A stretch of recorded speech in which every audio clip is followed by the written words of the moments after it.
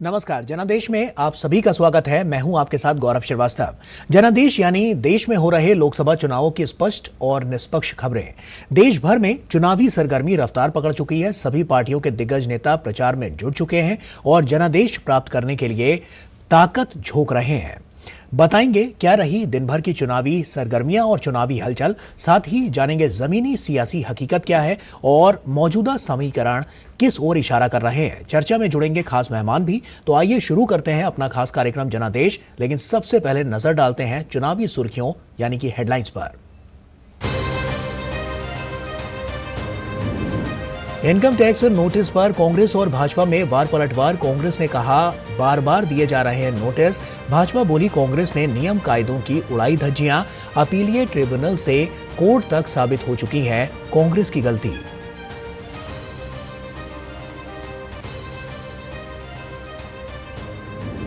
लोकसभा चुनाव के लिए पहले चरण के लिए नाम वापसी का आज था अंतिम दिन। पहले चरण में 102 सीटों पर 19 अप्रैल को होना है मतदान। लोकसभा चुनाव के दूसरे चरण के लिए तेज हुआ नामांकन। केंद्रीय मंत्री वी मुरलीधरन, राजीव चंद्रशेखर और गजेंद्र सिंह शेखावत ने भी भरे पर्चे।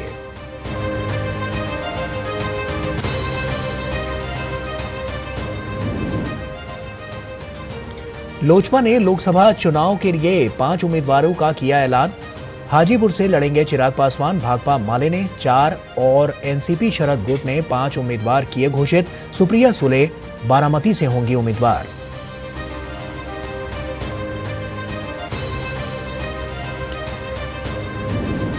बिहार में इंडी गठबंधन में खींचतान जारी। कांग्रेस नेता पप्पू यादव अभी तक पूर्णिया सीट को लेकर अड़े। बीमा भारती की पप्पू यादव को गठबंधन धर्म निभाने की नसीहत।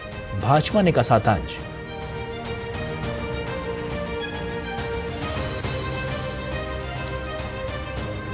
भाजपा ने चुनाव घोषणा पत्र समिति का किया गठन। रक्षा मंत्री और वरिष्ठ नेता राजनाथ सिंह को बनाया गया समिति का प्रमुख। 27 सदस्यों वाली समिति तैयार करेगी लोकसभा चुनाव के लिए पार्टी का घोषणा पत्र। और आइए शुरुआत करते हैं। भारतीय जनता पार्टी ने चुनाव घोषणा पत्र समिति की घोषणा करती है और इस समिति में 27 सदस्य हैं, जिसकी अध्यक्षता केंद्रीय मंत्री राजनाथ सिंह करेंगे। निर्मला सीतारमण को समिति का संयोजक बनाया गया है और पीयूष गोयल को सह संयोजक बनाया गया है। भाजपा के राष्ट्रीय अध्यक्ष जेपी नड्डा ने चुनाव घोषणा पत्र समिति का ऐलान किया।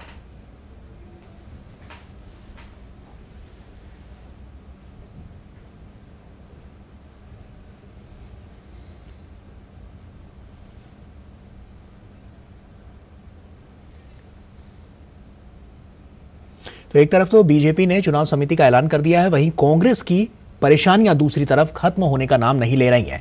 एक तरफ तो कांग्रेस के अकाउंट फ्रीज हो गए हैं, जिसके बाद कांग्रेस अध्यक्ष मल्लिकार्जुन खड़गे ने कहा कि कांग्रेस के पास चुनाव लड़ने के पैसे नहीं है। वहीं दूसरी तरफ कंगाल कांग्रेस को एक और बड़ा झटका लगा है और यह झटका तब लगा जब आयकर विभाग ने कांग्रेस पार्टी को 1823 करोड़ का नोटिस भेज दिया, जिसके बाद कांग्रेस की मुश्किलें और ज्यादा बढ़ गई हैं और पार्टी इन मुश्किलों से निकलने के लिए एड़ी चोटी का जोर लगाती हुई नजर आ रही है।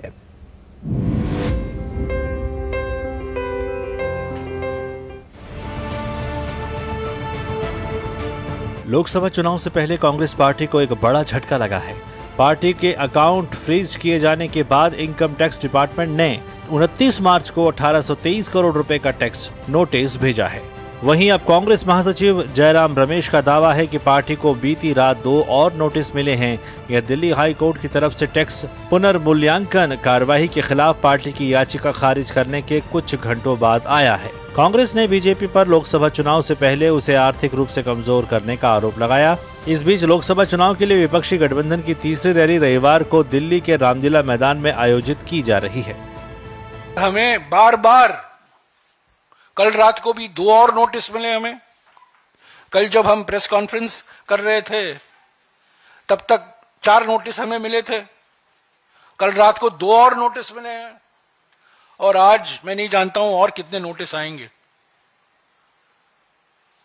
क्योंकि अभी तक केसरी जी के जमाने तक ही नोटिस आए हैं। उनके पहले भी कई कोषाध्यक्ष थे।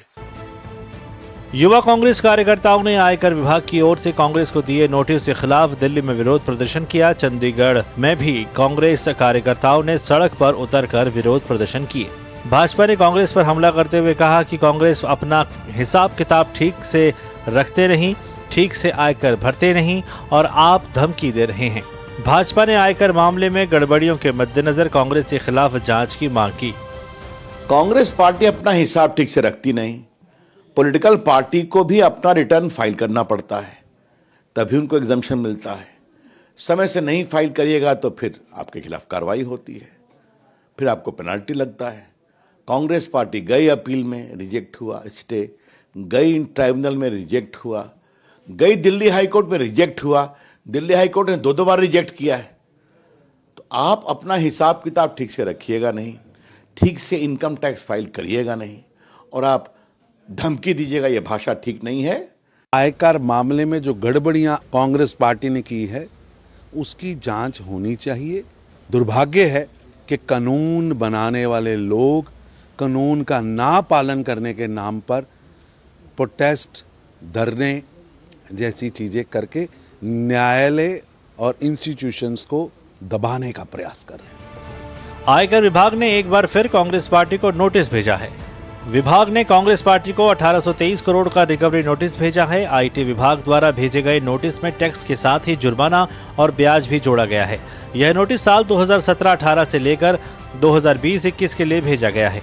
दिल्ली हाई कोर्ट की ओर से पुनर्मूल्यांकन प्रोसीडिंग के खिलाफ पार्टी की याचिका खारिज करने के कुछ घंटों बाद आयकर विभाग ने पार्टी को 1823 करोड़ रुपए का नोटिस भेजा है। कांग्रेस ने दिल्ली हाई कोर्ट में याचिका दायर कर 2017 से 2021 के लिए आयकर विभाग के जुर्माने की दोबारा जांच की मांग की थी, लेकिन अदालत ने कांग्रेस की याचिका खारिज कर दी। कोर्ट ने पिछले आदेश में कहा था कि कांग्रेस ने याचिका का रास्ता तब अपनाया जब टैक्स असेसमेंट की आखिरी तारीख नजदीक आ गई। कोर्ट ने यह भी कहा था कि प्रथम दृष्टया यह लगता है कि आयकर विभाग ने कांग्रेस के खिलाफ पक्के सबूत इकट्ठा किए हैं। इससे पहले आयकर विभाग ने कांग्रेस के खातों से 135 करोड़ रुपए की रिकवरी की थी। कांग्रेस से यह रिकवरी 2018-19 के लिए की गई थी। दरअसल कांग्रेस ने आयकर भरने की अंतिम तारीख के 1 महीने बाद अपने कागज जमा किए थे और साथ ही उन नियमों का उल्लंघन किया था जिसके अंतर्गत इसे आयकर भरने से छूट मिलती। बीजेपी का कहना है कि कांग्रेस नेता आयकर विभाग और न्यायपालिका के खिलाफ आरोप लगाकर अपनी हताशा को दर्शा रहे हैं। कांग्रेस को कानूनी प्रक्रियाओं का पालन करना चाहिए और अपने कर दायित्वों को पूरा करना चाहिए। वहीं कांग्रेस भाजपा पर विपक्ष को कमजोर करने का आरोप लगा रही है।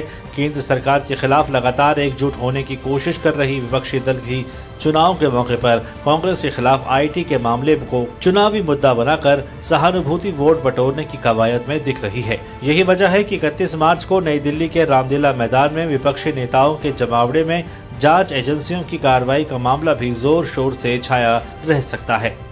Bureau report, DD news.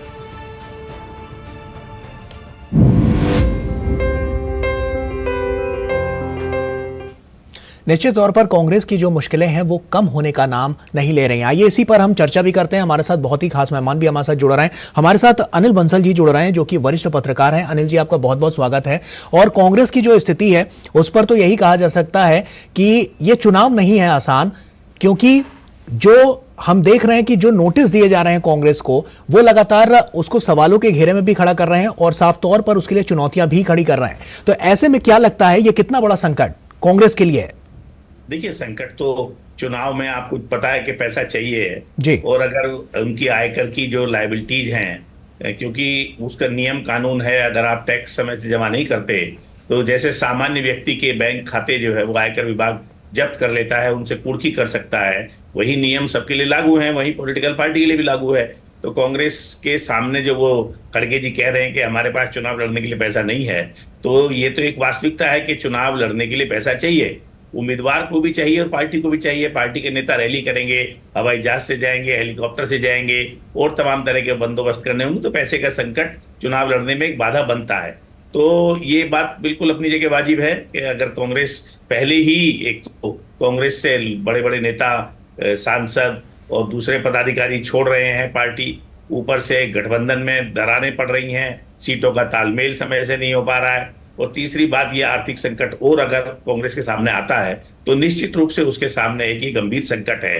और इस पर इस चुनाव की जब घोषणा हो चुकी है और पहले चरण के नामांकन पत्रों की समय सीमा भी समाप्त हो चुकी है दाखिल करने की, तो ऐसे में कांग्रेस कितने मोर्चों पर लड़ेगी, उसके पास जो राजग का गठबंधन है उससे लड़ने की नौबत तो बाद में आएगी। पहले अपने गठबंधन के सहयोगियों से लड़ना, अपने उम्मीदवारों का चयन करना, अपने जो उम्मीदवार घोषित करते हैं उनका चुनाव लड़ने से इनकार करना और उसके बाद पैसे की बंदोबस्त ना होना, ये सारी समस्याएं बिल्कुल ये सियासी समीकरण साफ तौर पर नजर भी आ रहे हैं। और अगर हम अपने दर्शकों को अब बिहार की ओर लिए चलें तो वहां पर भी ये साफ तौर पर इंडी गठबंधन पर तमाम सवाल हैं और साफ तौर पर कांग्रेस की छवि को लेकर वहां भी तमाम सवाल खड़े हो रहे हैं। ऐसे में आप बने रहिए हमारे साथ। अब बिहार का रुख कर लेते हैं और बिहार में जिस तरह की स्थिति है, क्योंकि बिहार में लोकसभा चुनाव से पहले महागठबंधन में महाभारत छिड़ गई है। इस सियासी जंग की वजह है पूर्णिया लोकसभा सीट, जहां महागठबंधन के ही 2 उम्मीदवार आमने सामने आ गए हैं। पप्पू यादव द्वारा पूर्णिया सीट से चुनाव लड़ने की घोषणा किए जाने के बाद पूर्णिया में सियासी हलचल तेज हो गई है। पप्पू यादव जहां कांग्रेस का झंडा लेकर चुनावी मैदान में उतरने के लिए तैयार हैं, लेकिन इंडी महागठबंधन का सदस्य पार्टी आरजेडी पहले ही इस सीट से अपना उम्मीदवार घोषित कर चुकी है। चुनाव लड़ने को लेकर उनका बयान सामने आया है। पप्पू यादव ने ट्वीट करके कहा है कि मर जाएंगे, कांग्रेस नहीं छोड़ेंगे, दुनिया छोड़ देंगे, पूर्णिया नहीं छोड़ेंगे। कुछ दिनों पहले पप्पू यादव ने अपनी जन अधिकार पार्टी का कांग्रेस में विलय कर दिया था। उन्हें उम्मीद थी कि यहां से उन्हें टिकट मिल जाएगा, लेकिन आरजेडी ने यह सीट अपने पास रख ली और बीमा भारती को आरजेडी के टिकट पर यहां से चुनाव लड़वाने का फैसला लिया। मैंने कहा था मर जाऊंगा, कांग्रेस से अलग नहीं होगा, दुनिया छोड़ दूंगा, पूर्णिया से अलग नहीं होगा। फिर मैं उसी को दोहरा रहा हूं कि कांग्रेस की झंडा जनता ने हमारे हाथ में दे दी है और वो झंडा मेरे हाथ में होगी और जनता उस झंडे को 26 अप्रैल को स्थापित करेगी और पूर्णिया की धरती पर कांग्रेस की झंडा को स्थापित करने का संकल्प के साथ पूर्णिया की जनता के बीच जाता हूं। आरजेडी की तरफ उम्मीदवार बीमा भारती भी सीट छोड़ने के लिए तैयार नहीं है। महागठबंधन की प्रत्याशी बीमा भारती ने कहा कि पप्पू यादव को गठबंधन धर्म को निभाना चाहिए और सभी दल मिल करके जो है कि मुझे कैंडिडेट बना करके महागठबंधन से पूर्णिया से चुनाव लड़ने के लिए मुझे उम्मीदवार घोषित किया है। तो सभी नेता को मैं आभार व्यक्त करना चाहती हूँ और इस तरह से जो है कि हमारे आदरणीय पप्पू जी हैं तो जो है कि पार्टी का उसको निभाना चाहिए। कांग्रेस में है, फिलहाल ही कांग्रेस में अपना पार्टी को विलय किए हैं और पूरे देश का लड़ाई है, पूर्णिया का लड़ाई नहीं है। तो पूरे देश का लड़ाई में इस तरह से करेंगे तो अच्छा बात नहीं है। उनसे यही हम आग्रह करेंगे, वो तो गार्जियन है और गार्जियन के तरह जो है ना फर्ज निभाने का काम करे। और वहीं पप्पू यादव के पूर्णिया सीट के चुनाव लड़ने के ऐलान पर बीजेपी कटाक्ष कर रही है। बीजेपी नेता अजय आलोक ने कहा है कि पप्पू यादव उस असफल डॉक्टर की तरह हो गए हैं जो एक लकवावादी पार्टी को ठीक करना चाहते हैं। भारतीय जनता पार्टी किस पे तरस खाए? पप्पू यादव पे तरस खाए कि कांग्रेस पे तरस खाए? पप्पू यादव उस असफल डॉक्टर की तरह हो गए हैं जो एक लकवाग्रस्त आदमी को ठीक करने में पूरा जोर जान लगाए हुए है और लकवाग्रस्त आदमी ठीक होना नहीं चाहता है। कांग्रेस ठीक होना नहीं चाहती है, पप्पू यादव ठीक करने के लिए पागल हुए जा रहे हैं। दोनों अपनी समस्या से परेशान हैं। तो साफ तौर पर क्या स्थिति है ये आपने देखा। हमारे सहयोगी सलमान हैदर हमारे साथ जुड़ रहे हैं जो कि ज्यादा जानकारी के साथ यहां पर हमारे साथ जुड़ रहे हैं। और सलमान, आपका ही रुख करूंगा। और सलमान, जैसा कि हम देख रहे हैं कि साफ तौर पर यहां पर जो पूर्णिया की स्थिति है वहां पर पेच और ज्यादा फंसता जा रहा है। ये गंभीर जो चुनौतियां हैं, इंडी गठबंधन कैसे पार पाएगा इससे? देखिए, यहाँ तो बात ये है कि पप्पू यादव अपनी बात पर अड़ गए हैं। फिलहाल बहुत हाल ही फिलहाल उनकी एंट्री गौरव हुई है यहाँ कांग्रेस में, लेकिन उसके बावजूद वो एक जो अनुशासन होता है पार्टी का उसको भी वो मानने को तैयार नहीं है। और यहाँ पर राजद से तो उनका विरोध पहले से रहा है और कांग्रेस अध्यक्ष जो प्रदेश के हैं अखिलेश प्रसाद सिंह, वो भी उनको पसंद नहीं करते हैं और जो दबदबे की राजनीति पप्पू यादव करते हैं वो भी इन लोगों को पसंद नहीं है। और तो इसलिए ये लगता है कि यहाँ पर पेच काफी फंस गया है पूर्णिया में खास तौर से। और जैसा कि हमने अभी सुना भी कि बीमा भारती ने कहा कि गठबंधन धर्म निभाना चाहिए उनको, वो बड़े भाई हैं मेरे, और मुझे उम्मीद है कि वो मुझे सहयोग करेंगे और एक साथ मिलकर लड़ेंगे। लेकिन पप्पू यादव का स्टैंड अपनी तरफ है कि वो पार्टी का झंडा लेकर लड़ेंगे।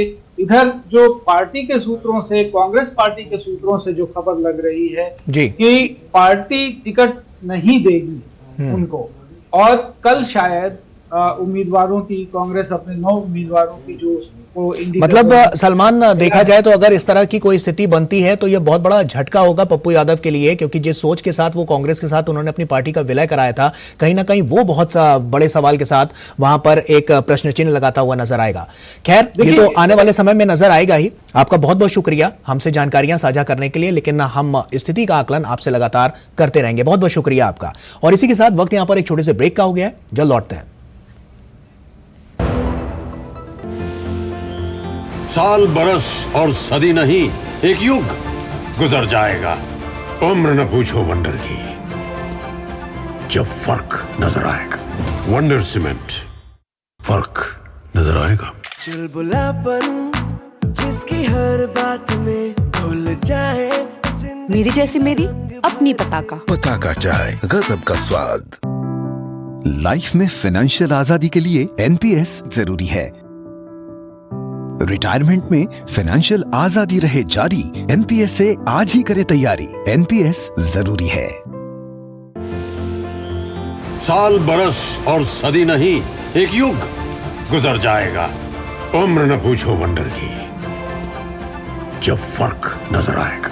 वंडर सीमेंट, फर्क नजर आएगा। मौसम को अपने पैशन के बीच जो नहीं आने देते, मैं उनका फैन हूं। मेरी तरह एसबीआई भी आपका फैन है, इसलिए एसबीआई आपके लिए थोड़ी एक्स्ट्रा मेहनत करता है। तो excellent customer service, assistance to MSMEs और टेक्नोलॉजी ड्रिवन बैंकिंग सॉल्यूशंस। घर छोड़ दूं, एसबीआई बदल रहा है, क्योंकि हम एक बदलते देश के फैन हैं। एसबीआई, देश का फैन। साल, बरस और सदी नहीं, एक युग गुजर जाएगा। उम्र न पूछो वंडर की, जब फर्क नजर आएगा। वंडर सीमेंट, फर्क नजर आएगा। ब्रेक के बाद एक बार फिर से आप सभी का स्वागत है।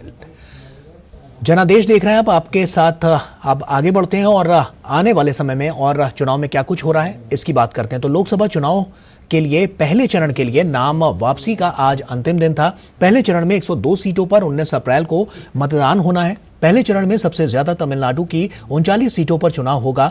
इसके साथ राजस्थान की 12, उत्तर प्रदेश की 8, मध्य प्रदेश की 6, असम, उत्तराखंड और महाराष्ट्र की 5-5, बिहार की 4, पश्चिम बंगाल की 3, अरुणाचल प्रदेश, मणिपुर व मेघालय की 2-2, मिजोरम, नागालैंड, अंडमान निकोबार, जम्मू कश्मीर, लक्षद्वीप, पुडुचेरी, सिक्किम, छत्तीसगढ़ और त्रिपुरा की 1-1 सीट पर मतदान होगा। इसमें केवल बिहार में 2 अप्रैल तक नाम वापस लिया जा सकता है।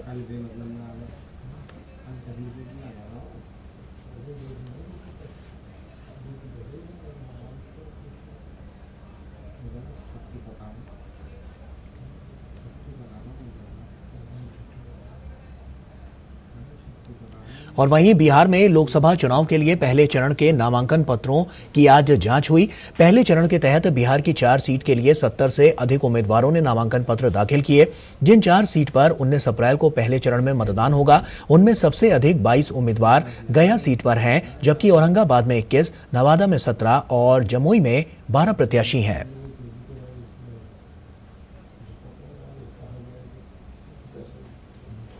इसके अलावा सिक्किम और अरुणाचल विधानसभा चुनाव में उम्मीदवारी वापस लेने का आज आखिरी मौका था। दोनों राज्यों में विधानसभा चुनाव के लिए 19 अप्रैल को मतदान होगा। इन दोनों प्रदेशों में वोटों की गिनती 2 जून को होगी।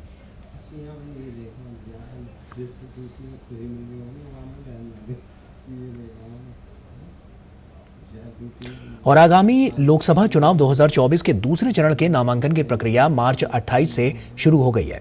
इसी कड़ी में आज तमाम कद्दावर नेताओं ने अपना नामांकन दाखिल किया। जोधपुर संसदीय निर्वाचन क्षेत्र से केंद्रीय मंत्री व भाजपा नेता गजेंद्र सिंह शेखावत ने अपना नामांकन दाखिल किया। शेखावत को लगातार तीसरी बार पार्टी ने जोधपुर सीट से उम्मीदवार घोषित किया है। पर्चा दाखिल करने से पहले उन्होंने नामांकन रैली कर संबोधित किया। और इस रैली में जोधपुर क्षेत्र के सभी विधायकों सहित राजस्थान के मुख्यमंत्री भजनलाल शर्मा मौजूद रहे। जो मुझे लगता है कि इससे ज़्यादा हास्यास्पद कुछ नहीं हो सकता, क्योंकि कांग्रेस पार्टी के छोटे छोटे वर्कर से लेकर के देश के सभी मतदाता जानते हैं कि कांग्रेस पार्टी, उनका घमंडिया अलायंस, उनका इंडी अलायंस, और उस इंडी अलायंस जिसके नेतृत्व ही अभी स्पष्ट नहीं है, वो कहीं भी सरकार में आने वाले नहीं हैं। ये सोम सर्मश्य पितृ कथा शायद मुझे लगता है कि राहुल गांधी जी ने देखी और पढ़ी नहीं है, इसलिए वो इस तरह के बयान दे रहे हैं। और वहीं इस दौरान भजनलाल शर्मा ने दावा किया कि राजस्थान की 25 की 25 सीटें भाजपा जीतेगी और जीत का अंतर भी बहुत बड़ा होगा। राजस्थान की जनता ने हमेशा भारतीय जनता पार्टी पर विश्वास किया है। 2014 में भी, 2019 में भी और 2023 में भी उन्होंने राजस्थान में अपनी सरकार बनाई है। मुझे विश्वास है कि राजस्थान 25 सीट तो जीतेंगे, लेकिन अब की बार जो मार्जिन होगा वो बहुत बड़ा होगा, क्योंकि राजस्थान की जनता इस बात को देख रही है कि अगर हमारा विकास कहीं निहित है तो जहां भारतीय जनता पार्टी की सरकार है उसमें निहित है। और वहीं केंद्रीय मंत्री वी मुरलीधरन ने केरल में अटिंगल निर्वाचन क्षेत्र से भाजपा प्रत्याशी से नामांकन वहां पर दाखिल किया और दूसरे चरण में 26 अप्रैल को मतदान होगा। मुकाबला कांग्रेस के मौजूदा सांसद अडूर प्रकाश से माना जा रहा है। The last 10 years good governance of Prime Minister Narendra Modi ji's government, the people are going to give a thumbs up and approval for the good governance of Prime Minister Narendra Modi ji's government. And this election is going to be an expression of the anguish, of the distrust and of the anger of the people of Kerala and of Attingal about the misrule of the government of Kerala. केंद्रीय मंत्री व तिरुवनंतपुरम से भाजपा प्रत्याशी राजीव चंद्रशेखर ने अपना नामांकन दाखिल कर दिया। चंद्रशेखर का सीधा मुकाबला 3 बार से लगातार सांसद शशि थरूर से होगा।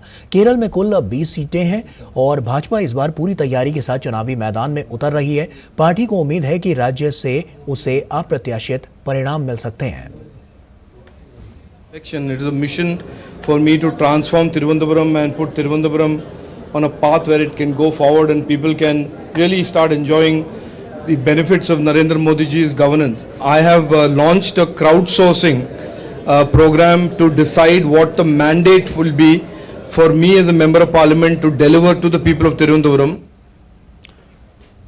और वहीं देश में चुनाव प्रचारों का शंखनाद हो चुका है। लोकसभा चुनाव के लिए सभी दलों का प्रचार अभियान जोर शोर से जारी है। सभी पार्टियां एड़ी चोटी का जोर लगाकर देश के हर कोने में चुनाव प्रचार कर रही हैं। इसी कड़ी में नागपुर से भाजपा उम्मीदवार और केंद्रीय मंत्री नितिन गडकरी ने नागपुर सेंट्रल क्षेत्र से में रोड शो किया और इस दौरान बड़ी संख्या में लोग मौजूद रहे।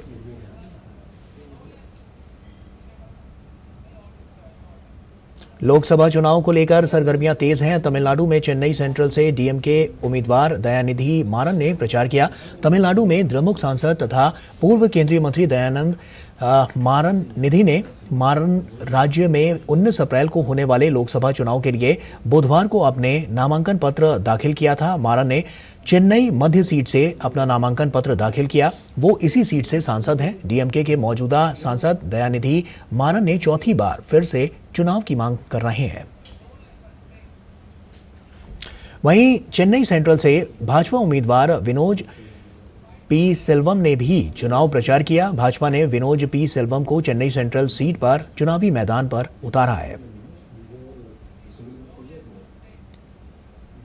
और छत्तीसगढ़ के मुख्यमंत्री विष्णुदेव साय ने पूरे प्रदेश में बड़े स्तर पर बूथ विजन विजय अभियान का आह्वान किया है और इस मौके पर उन्होंने कार्यकर्ताओं को प्रदेश के हर घर में भाजपा का झंडा लगाने का काम दिया है और भाजपा को अपने बूथ में जीत दिलाने का संकल्प दिलाया।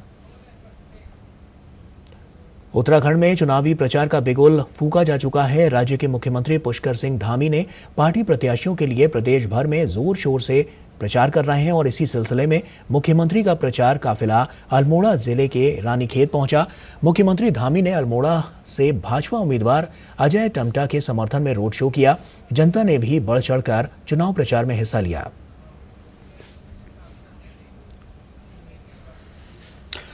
एनसीपी शरद गुट ने लोकसभा चुनाव के लिए 5 उम्मीदवारों का ऐलान कर दिया है। पार्टी के राज्य प्रमुख जयंत पाटिल ने उम्मीदवारों की घोषणा की। सूची के अनुसार शरद पवार की बेटी सुप्रिया सुले बारामती से उम्मीदवार होंगी। अमोल काले को वर्धा से प्रत्याशी बनाया गया है। सूची में डिंडोरी से भास्कर भगरे, शिरूर से डॉक्टर अमोल कोल्हे और अहमदनगर से नीलेश लंके का नाम शामिल है।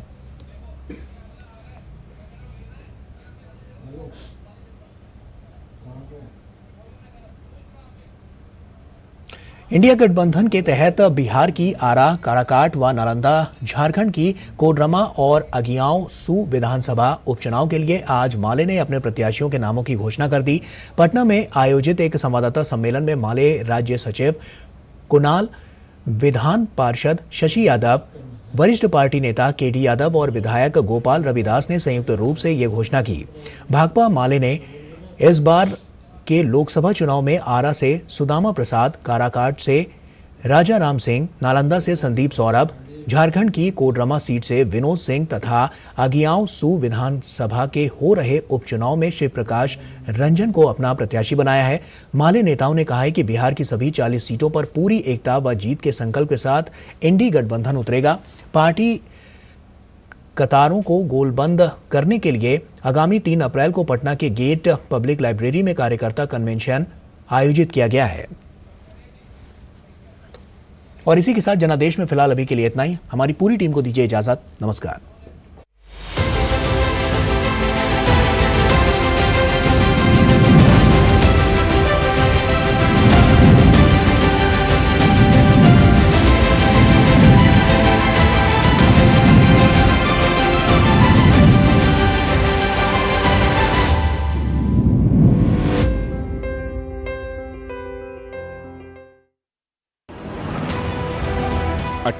राज्य, 8 केंद्र शासित प्रदेश, एक आम चुनाव, तैयार हो रहा है देश। जम्मू कश्मीर से तमिलनाडु तक, गुजरात से अरुणाचल तक, जानिए हर राज्य की राजनीति का क्या होगा लोकसभा चुनाव पर असर।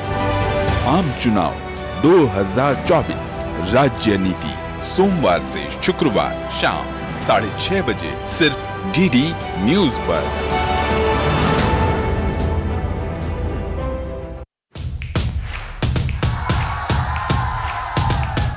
बिछ गई लोकसभा चुनाव की बिसात, बढ़ गया सियासी घमासान। केंद्र में किसकी बनेगी सरकार? क्या है राजनीतिक दलों के दावे और क्या है उनकी हकीकत?